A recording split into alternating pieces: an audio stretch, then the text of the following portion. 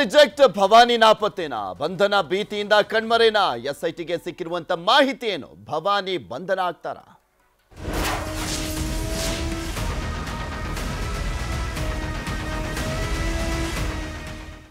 ಸಂತ್ರಸ್ತೆ ಕಿಡ್ನಾಪ್ ಕೇಸ್ನಲ್ಲಿ ಭವಾನಿಗೆ ಸಂಕಷ್ಟ ಎದುರಾಗಿದೆ ನಾಪತ್ತೆ ಆಗಿದ್ದಾರ ಭವಾನಿ ರೇವಣ್ಣ ಅನ್ನುವಂತ ಪ್ರಶ್ನೆ ಎದ್ದಿದೆ ಭವಾನಿ ವಿಚಾರಣೆಗೆ ಕಾದು ಕುಳಿತಿದ್ದಾರೆ ಅಧಿಕಾರಿಗಳು ಆದ್ರೆ ಎಲ್ಲೂ ಕಾಣಿಸ್ತಾ ಇಲ್ಲ ಭವಾನಿ ರೇವಣ್ಣ 10 ಗಂಟೆಗೆ ವಿಚಾರಣೆಗೆ ಇರಬೇಕಾಗಿತ್ತು ಇರ್ತೀವಿ ನಾವು ತನಿಖೆಗೆ ಸಹಕಾರ ಕೊಡ್ತೀವಿ ಅಂತ ಹೇಳಿದಂತವರು ಮಗನ ರೀತಿಯಲ್ಲಿ ತಲೆ ಮರೆಸ್ಕೊಂಡು ಓಡಾಡ್ತಾ ಇದ್ದಂತ ಪ್ರಜ್ವಲ್ ರೇವಣ್ಣ ಜರ್ಮನಿಲಿದ್ದ ಅದಾದ್ಮೇಲೆ ಮೊನ್ನೆ ಬಂದಿರುವಂತದ್ದು ಈಗ ಅಮ್ಮನ ಸರದಿ ತಲೆ ಮರೆಸ್ಕೊಂಡು ಓಡಾಡುವಂತದ್ದು ಅನ್ನುವಂತ ಪ್ರಶ್ನೆ ಎದ್ದಿದೆ ಹೊಳೆನರಸೀಪುರ ಮನೆಯಲ್ಲಿ ಇಲ್ಲ ಭವಾನಿ ರೇವಣ್ಣ ಇಂದು ವಿಚಾರಣೆಗೆ ಹಾಜರಾಗಬೇಕಾಗಿತ್ತು ಭವಾನಿ ರೇವಣ್ಣಗಾಗಿ ಎಸ್ಐಟಿ ಹುಡುಕಾಟವನ್ನ ಮಾಡ್ತಾ ಇದ್ದಾರೆ 3 ಟೀಮ್ ಮಾಡಿದಾರಂತೆ ತಲೆ ಮರೆಸ್ಕೊಂಡು ನಾಪತ್ತೆ ಆಗಿರುವಂತ ಭವಾನಿ ರೇವಣ್ಣ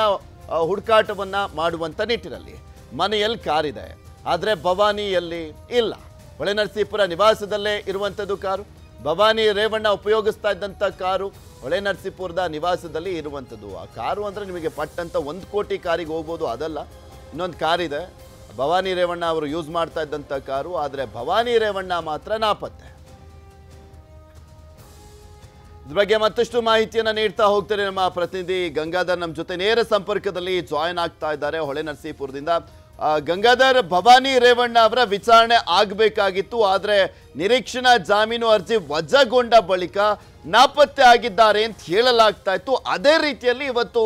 ನಾಪತ್ತೆ ಆಗಿರುವಂತದ್ದು ಕೂಡ ಕ್ಲಾರಿಟಿ ಸಿಗ್ತಾ ಇದೆ ಏನಾದ್ರೂ ಮಾಹಿತಿ ಇದೆಯಾ 3 ಟೀಮ್ ರಚನೆ ಮಾಡಿದ್ರಲ್ಲ ಭವಾನಿ ರೇವಣ್ಣ ಎಲ್ಲೋಗಿದ್ದಾರೆ ಅಂತ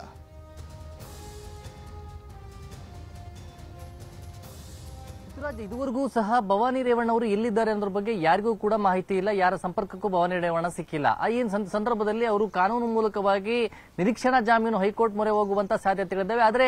ಎಸ್ಐಟಿ ಅಧಿಕಾರಿಗಳು ಏನು ನೋಟಿಸ್ ಅನ್ನ ಕೊಟ್ಟಿದ್ರು ಹೊಳೆನರಸೀಪುರದ ನಿವಾಸಕ್ಕೆ ಬಂದು ನಾವು ವಿಚಾರಣೆಯನ್ನ ಮಾಡ್ತೀವಿ ಅಂತ ಏನ್ ಹೇಳಿದ್ರು ಮಹಿಳಾ ಅಧಿಕಾರಿಯೊಂದಿಗೆ ಬಂದು ನಾವು ವಿಚಾರಣೆಯನ್ನ ಮಾಡ್ತೀವಿ ಅಂತ ಹೇಳಿದ್ರು ಅದೇ ರೀತಿಯಾಗಿ ಇವತ್ತು 11 ಗಂಟೆಗೆ ಒಂದು ಎಸ್ಐಟಿ ಇನ್ಸ್ಪೆಕ್ಟರ್ ಕೂಡ ಬಂದಿದ್ರು ಆ ಬಳಿಕ ಮಹಿಳಾ ಅಧಿಕಾರಿ ಕೂಡ ಬಂದಿರುವುದು ನಾವೀಗ ನೋಡಬಹುದು ಇದು ಹೊಳೆನರಸೀಪುರದ ಅವರ ನಿವಾಸದ ಬಳಿ ಇದ್ದೇವೆ ಮತ್ತೆ ಈ ಒಂದು ನಿವಾಸದ ಬಳಿ ಯಾರೊಬ್ಬರು ಕೂಡ ಅಲ್ಲಿಲ್ಲ ಅಂದ್ರೆ ಕೇವಲ ಅವರ ಉಪಯೋಗಿಸ್ತಾ ಇದ್ದಂತಹ ಒಂದು ಕಾರ್ ಏನಿದೆ ಭವಾನಿ ರೇವಣ್ಣ ಅವರು ಉಪಯೋಗಿಸಿದ್ದ ಕಾರು ಕೂಡ ಇಲ್ಲೇ ಇದೆ ಆದ್ರೆ ಯಾವ ಕಾರಲ್ಲಿ ಅವರು ಬೇರೆ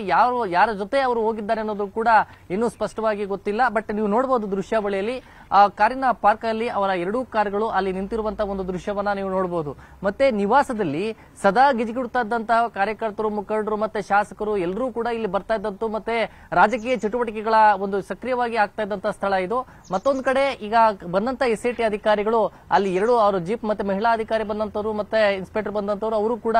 ಆವರಣದಲ್ಲೇ ಇದ್ದಾರೆ ಯಾಕಂದ್ರೆ 10 ಗಂಟೆಯಿಂದ 5 ಗಂಟೆವರೆಗೂ ಸಮಯ ಇದೆ ಅವರು ಪ್ರೊಸೀಜರ್ ಇದೆ ಆ ಪ್ರೊಸೀಜರ್ ಪ್ರಕಾರವಾಗಿ ಬಂದಿದ್ದಾರೆ ಹಿರಿಯ ಅಧಿಕಾರಿಗಳಿಗೆ ಒಂದು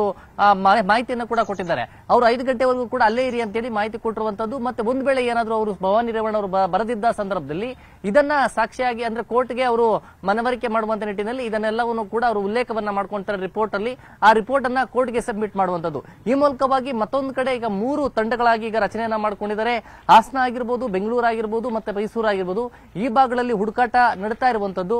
ಮತ್ತೆ ಹುಡುಕಾಟ ಅವರನ್ನು ಮಾಡಲಾಗ್ತಾ ಇದೆ ಆದ್ರೆ ಇದುವರೆಗೂ ಕೂಡ ಅವರು ಎಲ್ಲಿದ್ದಾರೆ ಅನ್ನೋದ್ರ ಬಗ್ಗೆ ಸ್ಪಷ್ಟವಾದಂತಹ ಮಾಹಿತಿ ಇಲ್ಲ ಅದರ ಜೊತೆಯಲ್ಲಿ ಪ್ರಜ್ವಲ್ ರೇವಣ್ಣ ಅವರ ಪೆನ್ ಡ್ರೈವ್ ಪ್ರಕರಣ ಮುನ್ನೆಲೆಗೆ ಬರ್ತಾ ಇದ್ದಂತೆ ಈ ಒಂದು ಎಚ್ ಡಿ ರೇವಣ್ಣ ಅವರ ಕುಟುಂಬ ಎಲ್ಲ ಕಡೆ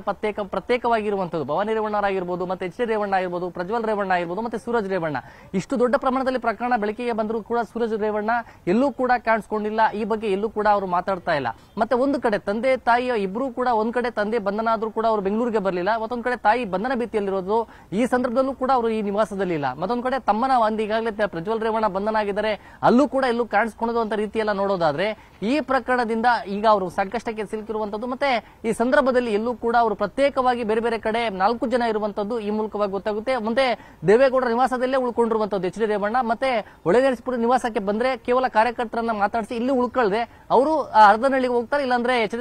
ಬೆಂಗಳೂರಿಗೆ ಬಂದು ದೇವೇಗೌಡರ ನಿವಾಸದಲ್ಲಿ ಉಳ್ಕೊಂಡಿರುವಂತದ್ದು ಮತ್ತೆ ಸಾಲಿಗ್ರಾಮದಲ್ಲೂ ಕೂಡ ಅವರ ಅಮ್ಮನ ನಿವಾಸದಲ್ಲಿ ಭವಾನಿ ರೇವಣ್ಣ ಅವರು ಇಲ್ಲ ಅನ್ನೋದು ಆದ್ರೆ ಈಗ ಸದ್ಯ ಭವಾನಿ ರೇವಣ್ಣ ಹುಡುಕಾಟ ಪತ್ತೆ ಕಾರ್ಯ ಮಾಡುವಂತದ್ದು ಮತ್ತೆ ಪತ್ತೆ ಕಾರ್ಯ ಮಾಡುವ ಮೂಲಕವಾಗಿ ಅವರನ್ನು ಎಲ್ಲಿದ್ದಾರೆ ಅನ್ನೋ ಬಗ್ಗೆ ಮಾಹಿತಿಯನ್ನು ಕಲೆ ಹಾಕುವ ನಿಟ್ಟಿನಲ್ಲಿ ಮುಂದಾಗಿದ್ದಾರೆ ಆದ್ರೆ ಇದುವರೆಗೂ ಸಹ ಅಜ್ಞಾತ ಸ್ಥಳದಲ್ಲಿರುವಂತಹ ಭವಾನಿ ರೇವಣ್ಣ ಎಲ್ಲಿದ್ದಾರೆ ಅನ್ನೋದ್ರ ಬಗ್ಗೆ ಸ್ಪಷ್ಟವಾಗಿ ಯಾರೊಬ್ಬರಿಗೂ ಕೂಡ ಸಿಕ್ಕಿಲ್ಲ ಪೃಥ್ವಿರಾಜ್ ಓಕೆ ಧನ್ಯವಾದ ಗಂಗಾಧರ್ ನಿಮ್ಮೆಲ್ಲ ಮಾಹಿತಿಗಾಗಿ